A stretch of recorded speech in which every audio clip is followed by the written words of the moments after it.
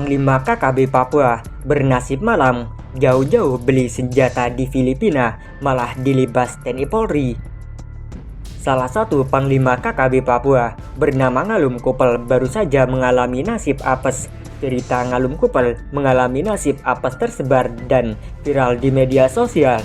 Video berdurasi singkat itu mengungkapkan kisah tentang perjuangan Panglima Ngalum Kupel Lakaga Telenggen di Papua. Belum lama ini KKB Ngalum Kupel melalui sindikat penyelundupan internasional membeli senjata api di Filipina. Lewat jaringan tersebut, TPNP BOPM melalui Lakaga Telenggen mendatangkan senjata untuk kebutuhan perjuangan KKB. Tak diungkapkan berapa besar dana yang dikeluarkan TPNP BOPM untuk membeli senjata api. Tak disebutkan pula berapa lama waktu yang dihabiskan untuk memasok secara ilegal dari luar negeri. Namun terungkap kabar bahwa sindikat penjualan senjata api itu tak hanya melalui negara Papua Nugini. Sindikat penyelundupan senjata api juga melewati beberapa rute ilegal di wilayah NKRI, Negara Kesatuan Republik Indonesia. Bila selama ini yang diketahui hanyalah titik temu penjualan di Maluku Utara, Sorong, Papua, kini terungkap jaringan penyelundup baru yang juga melewati wilayah negara tercinta ini. Poros baru perdagangan senjata itu yakni Filipina, Sulawesi Utara, Papua, Sorong, atau Manokwari. Jalur baru penyelundupan itu terungkap ketika seorang pria di Sulawesi Utara tertangkap tangan membawa senjata api.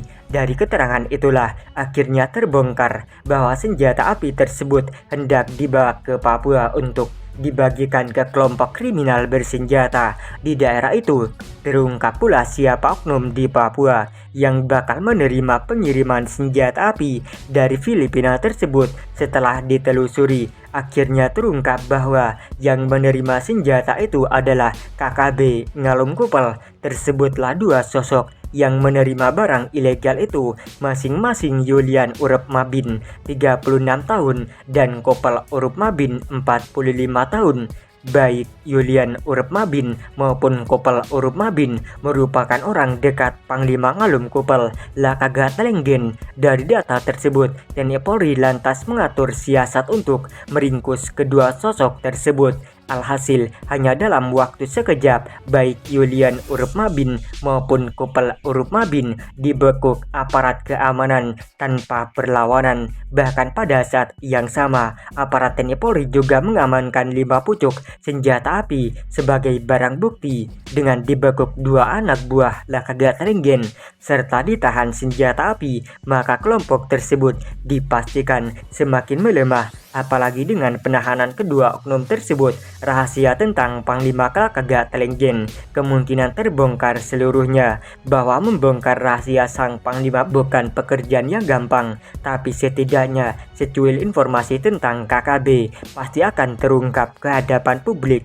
Untuk diketahui, Lakaga Telenggen merupakan Panglima KKB di wilayah Kabupaten Jaya. Tindakan kejam telah dicatat seluruh oleh aparat TNI Polri di Papua. Bahkan sepak terjang di daerah bergolak itu menorehkan catatan kelam bagi KKB. Pasalnya, Lakaga Telenggen dinyatakan terlibat dalam sejumlah tindakan makar di tanah Papua. Selain menyerang pos-pos keamanan yang ditempati TNI Polri, Lakaga Telenggen juga menembak mati sejumlah warga sipil. Atas perbuatan itulah Lakaga Telenggen masuk dalam daftar pencarian orang DPO dan menjadi buronan paling dicari aparat TNI Polri.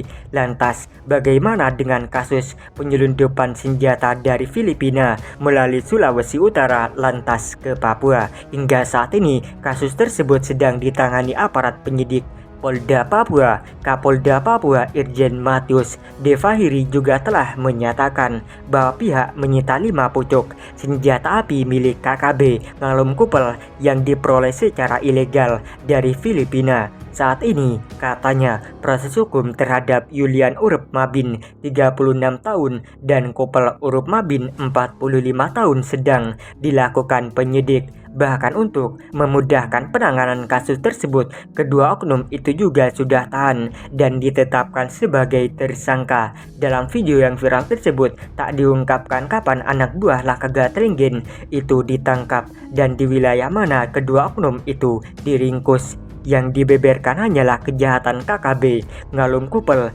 yang selama ini dipimpin oleh Lakaga Trenggen.